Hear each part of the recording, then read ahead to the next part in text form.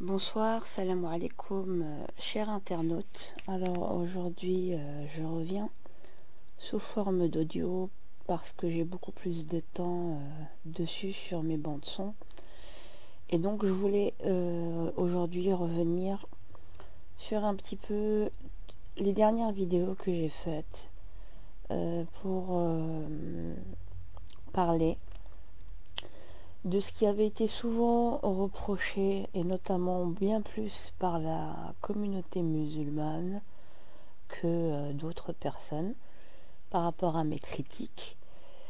Et donc j'ai eu le droit à ce que l'on me critique d'être une droguée, d'être quelqu'un qui avait bu de l'alcool, enfin bref, tout et n'importe quoi, d'être une sioniste.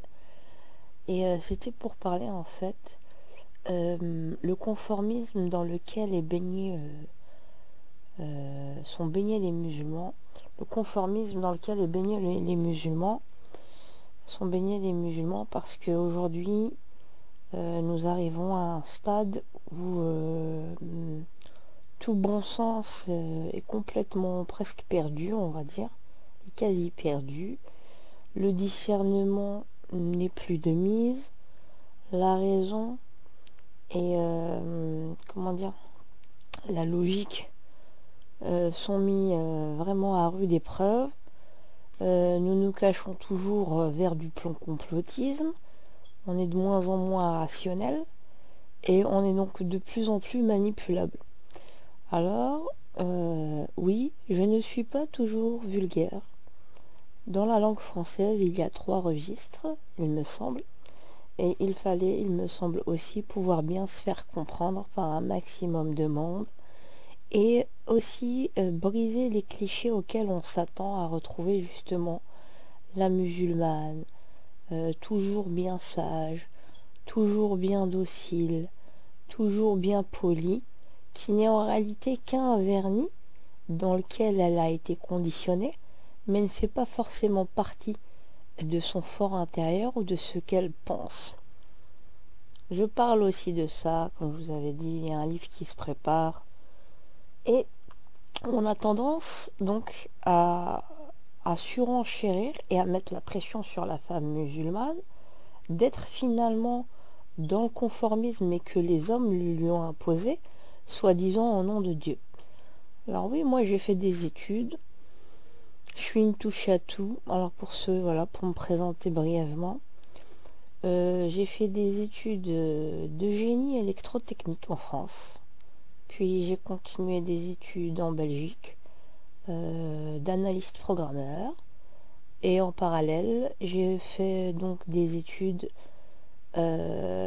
théologiques en théologie islamique dans différents centres, dans différents endroits. J'ai fait aussi j'ai un certificat interuniversitaire concernant les enjeux contemporains et l'islam en Europe à l'université de Bruxelles. Je suis un peu une touche à tout, on va dire ça comme ça. Et on s'en fout à la limite. Il suffit juste d'avoir un peu de bon sens et d'esprit critique. Et, et donc, finalement, j'ai dû avoir plus d'insultes de la communauté musulmane et donc le conformisme où sont baignées certaines femmes musulmanes à venir finalement me sermonner que je faisais honte à la communauté musulmane. Mais est-ce que cette notion de Oumma, comme je disais, c'est une construction? La Oumma, ce n'est rien d'autre qu'une citoyenneté, en réalité. Et ça, faut le comprendre.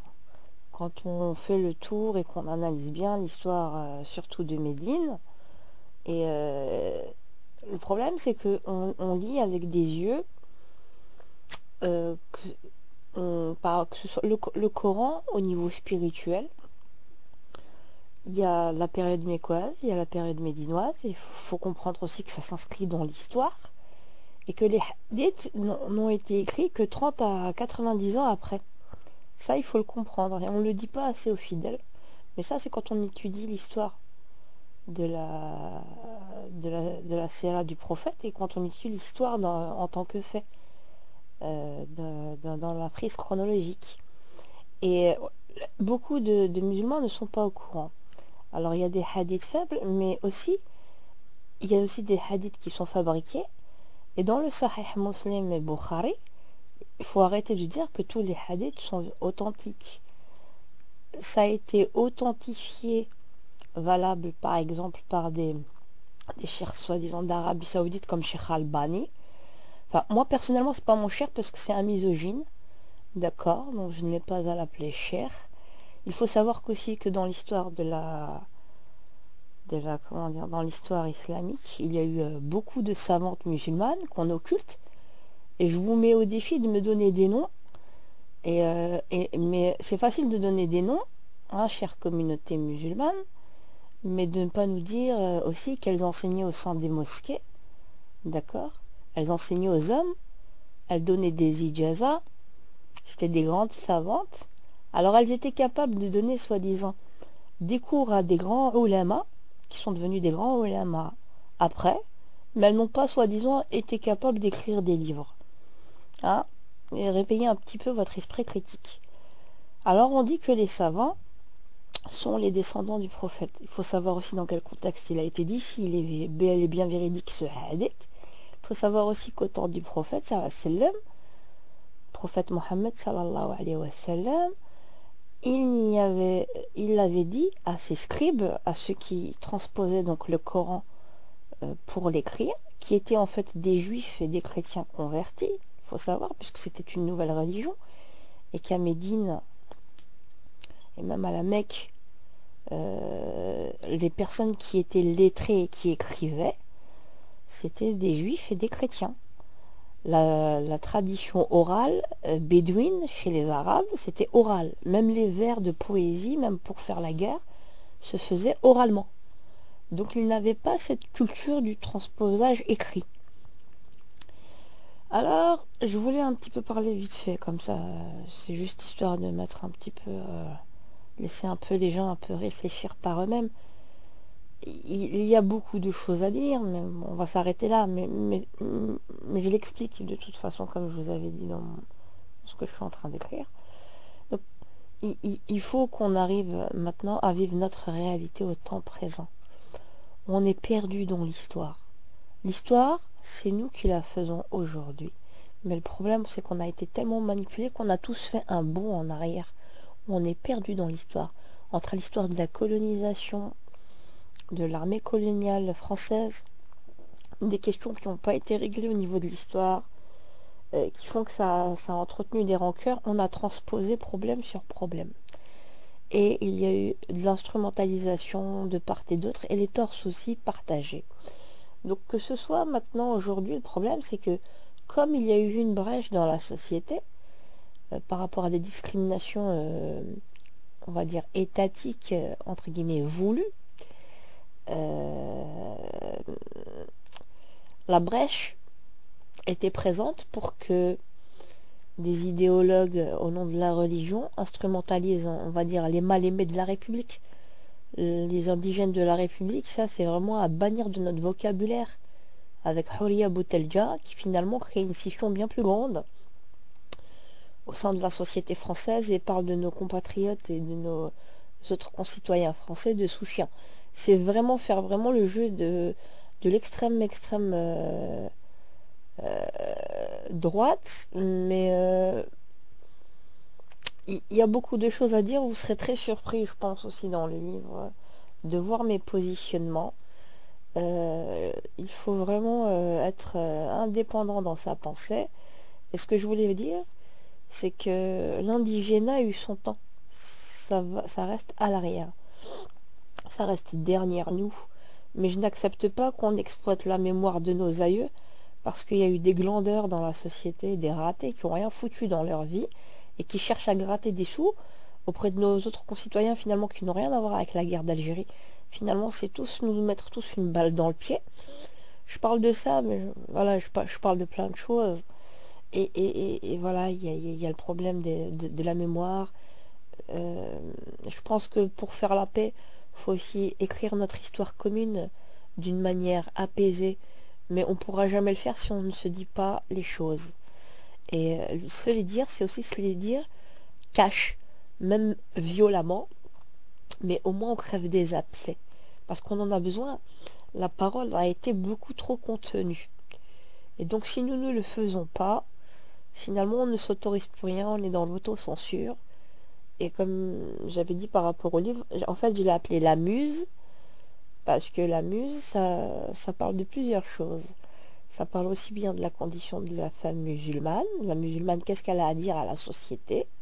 Et moi, personnellement, ce que j'ai moi à dire à la société depuis ces 30 dernières années de politique que nous avons eues, l'état des lieux, le vécu, il y a de l'autobiographie.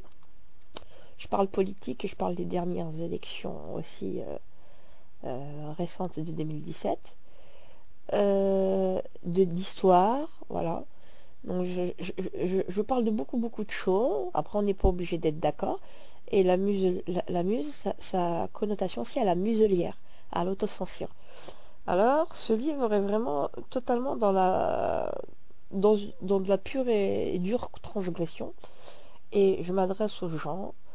Le vous que j'utilise ne représente pas toujours les mêmes personnes en fonction des chapitres. Et je m'adresse aux gens comme si je m'adressais à des amis. Et je m'adresse d'une manière aussi bien familière que j'ai des endroits du livre beaucoup plus soutenus, beaucoup plus élevés. Mais l'essentiel, c'est de se faire comprendre par la plus grande masse qu'aujourd'hui, nous sommes tellement dans l'urgence qu'il faut arrêter finalement avec le politiquement correct. Moi, j'ai l'impression que quand j'entends des gens parler aujourd'hui, j'ai l'impression qu'ils se forcent à être super polis, à être super polissés dans leur vocabulaire. Et finalement, euh, ils deviennent flous. Et c'est une manière en fait de jamais vraiment assumer leurs propos.